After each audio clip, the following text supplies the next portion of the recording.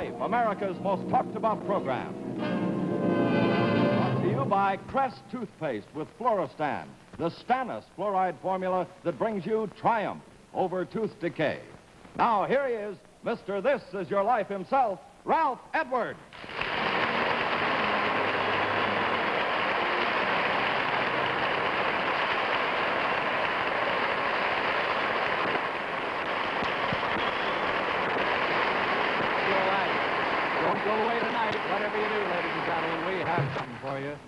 There are men or women in almost every American community who quietly and without expecting or hoping for reward or recognition devote their lives to helping their fellow human beings.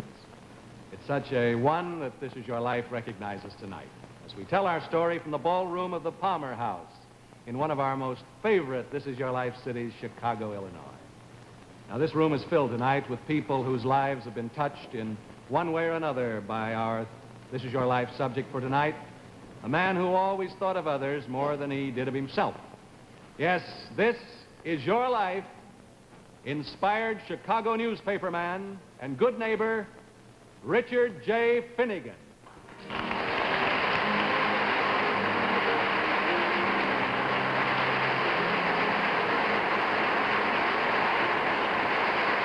And Dick Finnegan, we're going to view your life through the eyes of the people you like most, the children. Not just certain children, all children who might be or who are or who will someday be afflicted with some ailment of the heart, but who in all probability will be able to run again because of your love for children. A love you gave active demonstration to in the La Rabida Hospital in Chicago. Now, one of your little friends is right here with us now. Finnegan. Hello, Arnold Chapman. Hello, Mr. Edwards. How are you, pal? This is the room where I was. A man's heart went into building that hospital right there, Arnold. As you well know, because you spent 5 months there. Yes, I had rheumatic fever then, but it wasn't until I was cured that I really got to know Mr. Finnegan well. Yeah, well, how was that, Arnold? I wrote a little article about a famous newspaper woman, which Mr. Finnegan liked. Mm-hmm. And he suggested that someday when I grow up, I should be a newspaperman. Well, that's wonderful. It's never too soon to start. You know, Dick Finnegan started his career when he was just about your age by selling papers right here in Chicago. I sold papers with Dick Finnegan. I had a paper route in the neighborhood of Madison and Western, on the west side of Chicago, and Dick had one over at Madison and Ashland. Well, now, there's a voice from the past of your good friend Dick Finnegan, Arnold. He started his career as a newsboy. Like Mr. Finnegan, he's now an important businessman here in Chicago, the owner of the Acme Monroe Tag Company. Here is Mr. Earl C. Monroe of Chicago.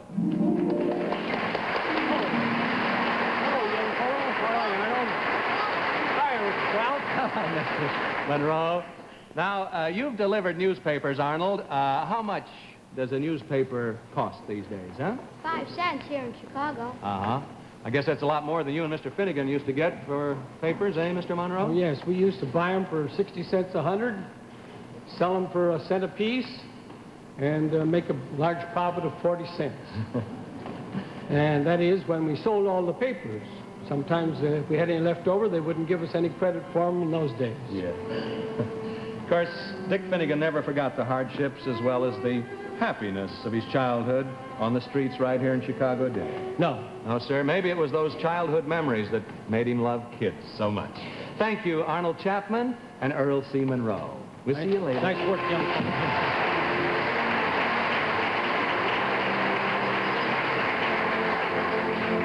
No reporter chronicles your life here in 1900, Dick Finnegan, as you deliver papers early in the morning and late in the afternoon while attending Marquette Elementary School on Congress and Wood Streets during the day.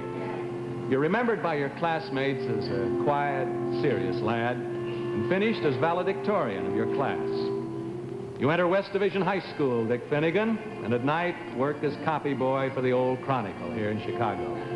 And this leads you to become a reporter on space, being paid only for those items which appear in print. So you had the unique experience of delivering papers in the morning that carried articles you had written the night before. Fate is directing your footsteps toward a career as a newspaperman, but it will take one of the worst fires in American history to make you a full-fledged reporter. Now, 60 seconds from now, we'll be back to learn about that. And ladies and gentlemen, if you listen to what Bob Warren has to say, I guarantee there'll be 60 seconds well spent. Hi, Ralph. Here's a message that's extremely important to the health of your family. In 1846, science achieved triumph over pain with ether. In 1929, triumph over infection with penicillin. Now, in 1956, triumph over tooth decay. Available to everyone everywhere as Procter & Gamble announces Crest toothpaste. Yes, after years of research into the decay-preventing miracle of fluoride, Procter & Gamble brings you Crest with Fluorestan, its exclusive stannous fluoride formula, proven the greatest decay preventive in any toothpaste. Crest with Fluorestan is the only toothpaste that provides a major reduction in tooth decay. Crest works in an entirely new and different way. Crest with Fluorestan actually combines with your tooth enamel, strengthens the enamel itself to lock out decay from within. No need for you and your family to wait helplessly for cavities. Start now to triumph over tooth decay. Get Crest toothpaste with Fluorestan. From the Grand Ballroom of the Palmer House in Chicago, this is your life. Beloved newspaperman and humanitarian, Richard Finnegan. Mr. Finnegan used to visit us at the hospital all the time. Oh, hello there, Karen Odom. How are you? Fine. Did you have rheumatic fever? Yes, I was in the hospital 5 months, and I remember the little girl in the bed next to me. She was from Joliet, so her father and mother could come and see her only once in a great while. She was pretty lonesome. Yeah, well, Mr. Finnegan heard about her getting lonesome, didn't he? Yes, when Mr. Finnegan found this out, he wrote a little speech like, and he put it in the papers. Yes. The next day, I said... Did it work out? Did a lot of people answer this thing in the paper? Hundreds of greeting cards arrived for her, and this made her very happy. Well, Mr. Finnegan was always thoughtful and considerate of others, wasn't he? And he'd come a long way since he was just a cub on the Chronicle around the turn of the century. And I am the one who got Dick that first newspaper job. Now, here's one of the great newspaper men of his day in Chicago and cousin to Dick Finnegan from Hollywood, Mr. Frank X. Finnegan.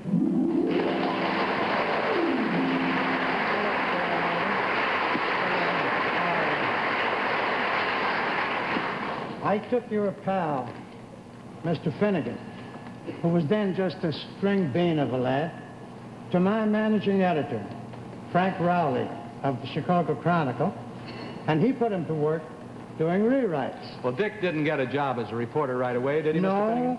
No, not until the day and night of the terrible Iroquois Theater fire, when every man and boy on the paper was sent over there to help cover it. Dick did a grand job of news gathering, and after that he ranked as a full-fledged reporter. And he turned out to be a darn good one.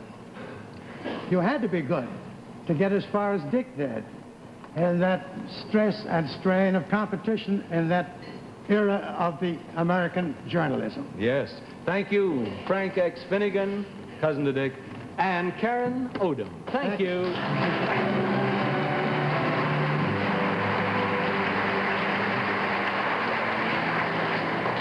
Yes, Dick Finnegan, your course is set now, but the road ahead is not an easy one.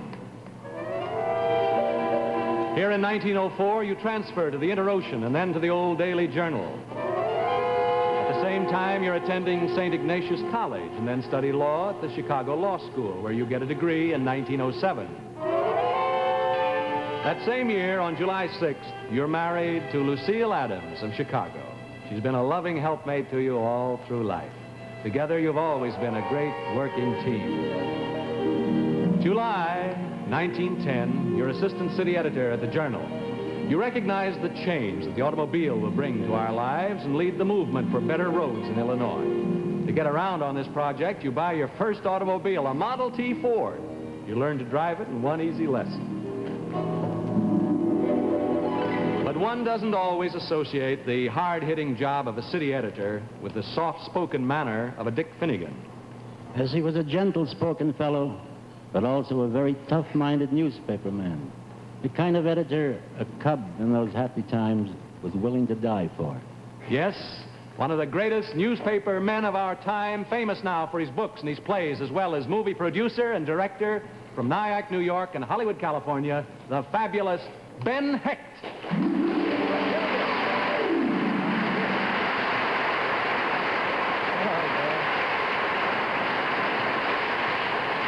You forgot from Chicago. Oh, from Chicago. I forgot that, too. I know. That's a big error in your case because you love Chicago.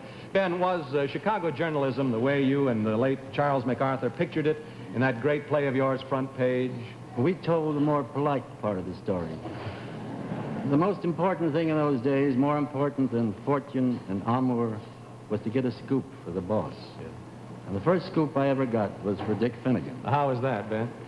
Well, I was in a very lowly position. I wasn't yet a reporter, wasn't allowed to write. I was a picture chaser. My duties were to rush out every morning and try to get a photograph of some unfortunate fellow who had ended badly, usually dead. I was walking back to the office, or to get a cab to the office, with a cabinet photo of some lady window jumper in my hand when I saw a wonderful sight on the sidewalk. Yeah. With a crowd of people chasing a man who was jumping up and down, waving money in the air. I learned later in a few minutes that he had robbed a bank. He was full of hop. And leading the crowd and leading the posse was a man in a butcher's apron with a meat cleaver in his hand. He caught up to the fellow and he was in front of me, swung the cleaver and off came his head. Now, I was the only reporter there. I was very excited. My first chance for a beat. I got all the news, all the facts, grabbed my little copybook and started on a dead run for the journal, which was 4 miles away. I arrived panting, my eyes popping. Dick asked me what was the matter. I said I had a scoop. I gasped out the story of this decapitated fellow. Dick looked at me with an incredible frown and said, "You should recall that you're living in the 20th century. There are telephones to use for such an emergency." We had this story 20 minutes ago from the city press. That was my first scoop. A lot of people would have been fired for that, Ben Hecht. What happened to you? Well, Dick let me sit for a week, brooding on my stupidity. He called me up the desk and gave me another assignment. And I said to him I would telephone the story in this time, surely. He said no, to bring it in myself, and I would be allowed to write it. And that was the first story I wrote for a newspaper. The world could do with a lot of Dick Finnegans today. Thank you, Ben Hecht. Thank you.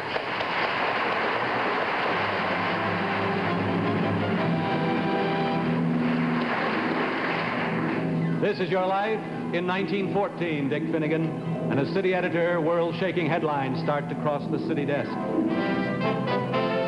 1916, you become managing editor. 1918, 1920, 1922, 1924, 1927. S. Emery Thomason purchases the Journal, and in 1929 it becomes the Times with you as editor. It's the same Mr. Thomason who, just before his death in 1944, is to bequeath to you his leadership in the affairs of La Rabida Sanitarium. Thanks to Mr. Finnegan, we have everything here at the hospital. Just everything to help you get well. Well, hi, Joe Montegna. Hello, Mr. Edwards. Well, what a pleasure to see you, Joe. While you were at the hospital, did you meet Mr. Finnegan? Yes, I did. I like to read to the kids, and Mr. Finnegan would come into my room and find a bunch of the kids sitting on my bed and wanted to know if we were all happy and if there was anything he could do for us. Mr. Finnegan's interest was not just limited to children. It reached out to all his fellow men, whatever their problems. I might very well be serving my 99-year sentence in prison if it hadn't been for Mr. Finnegan. Joe, you probably wouldn't remember a movie called Northside 777. But this is the man whose story that movie told. Now, we'll see him in just a moment. But first, let's take just a minute to hear from Bob Warren. Now, ladies and gentlemen, this will be of importance to every one of you. And it is, Ralph. I want to show you that Crest toothpaste with Floristan can bring you and your family triumph over tooth decay. Look, this is a sketch of a tooth. The outside of the tooth here is called the enamel. Now, unfortunately, acids that cause decay can eat right through this enamel. Unless they're kept out, cavities begin. Standard toothpastes can do nothing more than deposit a temporary coating over the surface of the tooth, which washes away. But Crest toothpaste works in a completely new way. Crest actually combines with tooth enamel itself, strengthens it to give lasting, built-in protection against decay. You see, Crest contains Floristan, Procter & Gamble's exclusive stannous fluoride formula, proven the greatest decay preventive in any toothpaste. Get Crest with Floristan and triumph over tooth decay. Thank you, Bob Warren. You bet. This is your life, Dick Finnegan. And here from his home in Oaklawn, Illinois, is the man you championed in his fight to prove himself innocent of a crime he didn't commit. The man about whom the movie Northside 777 was written. Mr. Joe Maycheck.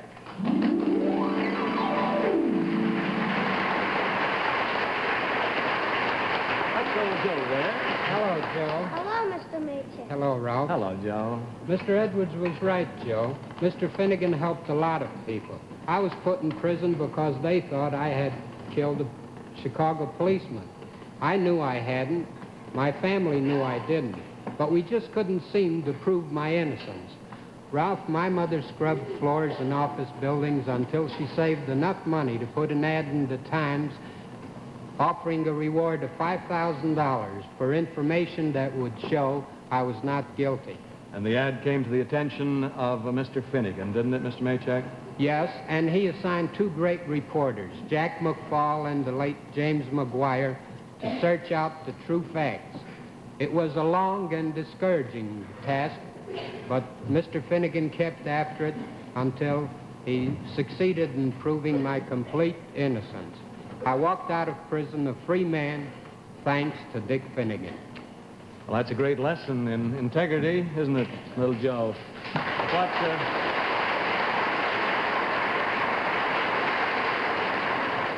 Little Joe down here, what are you going to be when you grow up, boy? A policeman. Oh, you are? That's good. Then you can fight for justice, as Dick Finnegan always did. Thank you, Joe Maycheck and Joseph Mantegna.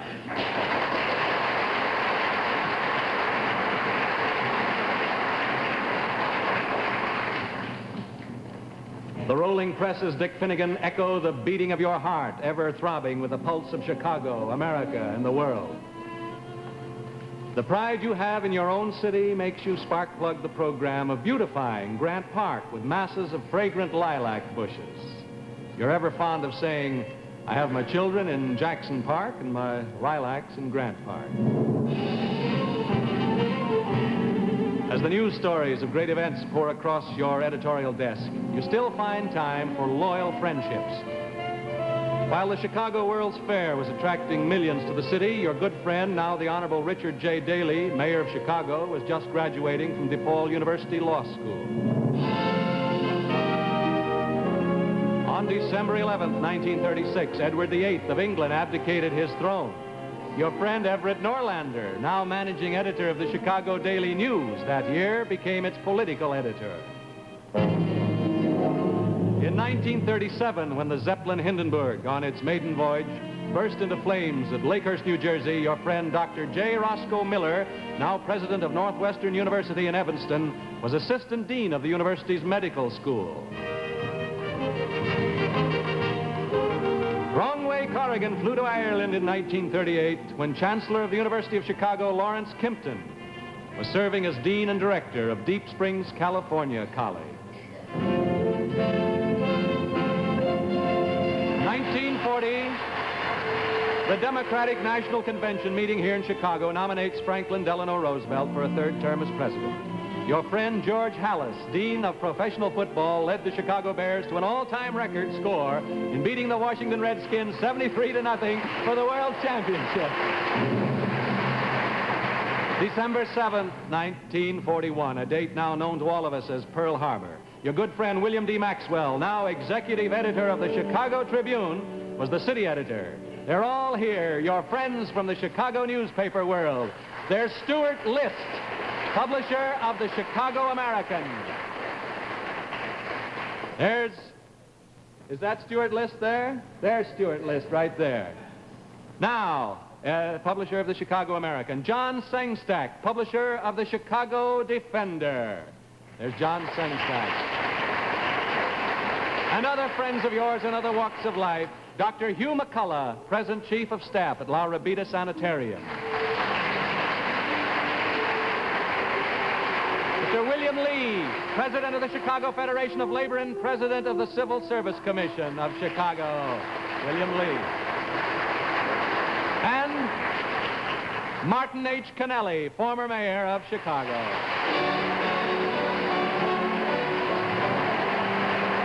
As a fearless editor, interested in the farthest horizons of human liberties, you draft the Treaty on Freedom of Information for the United Nations. In your home state of Illinois, you fight for 30 years for reapportionment in the legislature to assure every voter his just rights.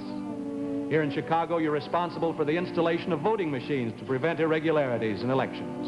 1947, your newspaper, Dick Finnegan, The Times, merges with the Chicago Sun, published by Marshall Field, a name almost synonymous with Chicago. There's Marshall Field. As the years stretch along, Dick Finnegan, you're able to drop some of your more strenuous active duties as an editor and publisher and turn to a role of consultant as Marshall Field Jr.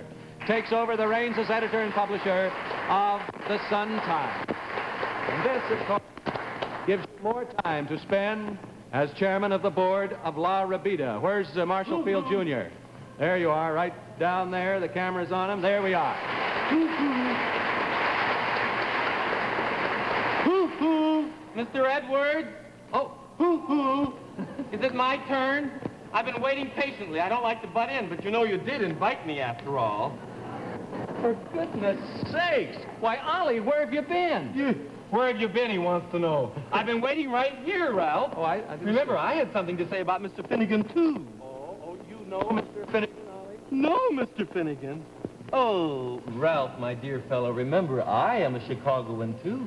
That's right. And being an outstanding theatrical artist, I naturally was asked many times to entertain our little friends out at La Rabida. Yeah, I know you did, Ollie. I know that. Mr. Finnegan has many friends in show business, and sooner or later, all of the greats would accept Mr. Finnegan's invitation, you know, to an automobile ride to Jackson Park to entertain the kids at La Rabida. Oh, I can remember, yes.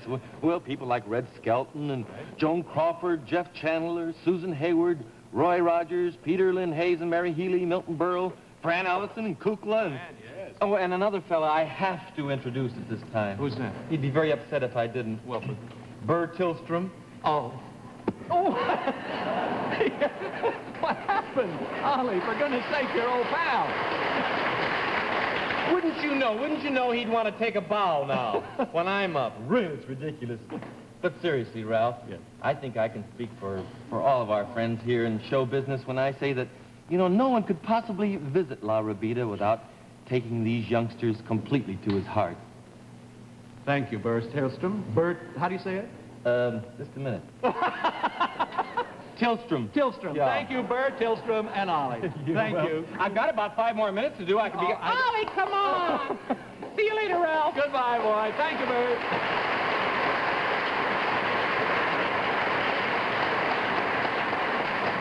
Here's a youngster who remembers one of your visits to the hospital, Mr. Finnegan. Hello, Barbara Doyle. Hello, Mr. Edwards.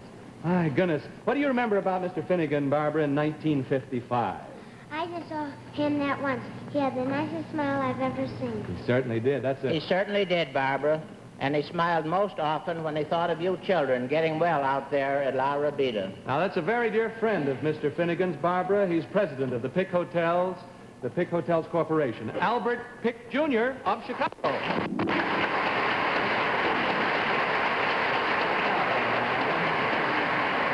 Mr. Pick. Hello, Ralph. Certainly nice to see you. You and Mr. Finnegan were longtime friends, but there is one moment that will stand out in your memory more than any other. Is that right, sir? That certainly is true, Ralph. That's the day he said word to me from his sick bed in the Evanston Hospital. He knew that he couldn't carry on for quite a while as chairman of La Rabida, and he asked me if I would take over. And realizing what it meant to his peace of mind at that time, I agreed, with the understanding, however, that when he got well, that he would carry on as chairman of the board and I as president. And I looked forward to that association, and I'm very glad that I accepted the presidency the day that I did. Yeah, well, this happened when, Mr. Fick? Well, that happened the morning of May the 6th, just a year ago. May 6, 1955. Minutes after the evening papers are off the press, they're on the streets of Chicago carrying a headline you, Dick Finnegan, did not write. Yes, Richard J. Finnegan of Chicago, your career as an eminent newspaperman came to a close a year ago, but you live on. Your memorial, the children of La Rabida, past, present, and future. The children you loved so much almost as your very own son and daughters. Your son, Richard A. Finnegan of Chicago, and daughters Mrs. Charles R. Corcoran of Huntington, New York, and Mrs. Willard J. Loarie of Deerfield, Illinois. And watching at home, your beloved teammate through the years, your wife, Mrs. Finnegan, whose health would not permit her being with us tonight. Your sister, Miss Eleanor Finnegan, and your two brothers, Judge Phillip and John Finnegan, and your grandchildren, too, are here. Along with these true friends like Albert Pick, Jr. here, who, as you requested, is carrying on for you at La Rabida. And through this gathering tonight, adding $175,000 to the building fund for a research center at La Rabida to help find a cure for rheumatic fever. And perhaps after watching this tonight, many more people will want to contribute. And for other children's diseases, too. This was your dream. This is your life. Richard J. Finnegan, you gave not only your time and your heart to La Rabida, but most of your worldly goods as well. By loving children, you've given new hope and life to thousands of them. By ever championing the freedom of the press, you've indeed lived your credo: the better informed the people, the better the government.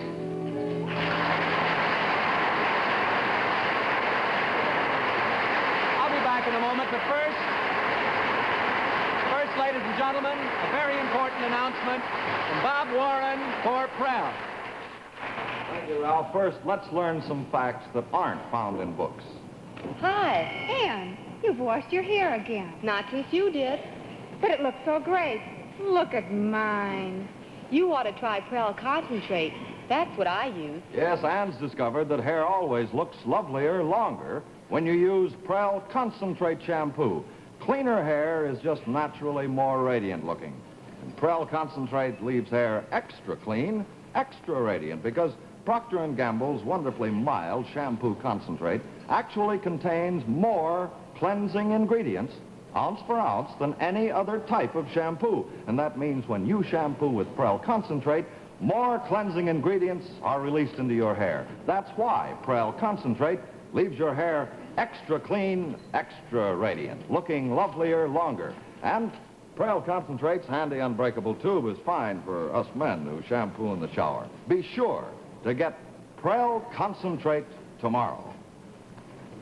Thank you, Bob Warren. Ladies and gentlemen, Richard Finnegan's care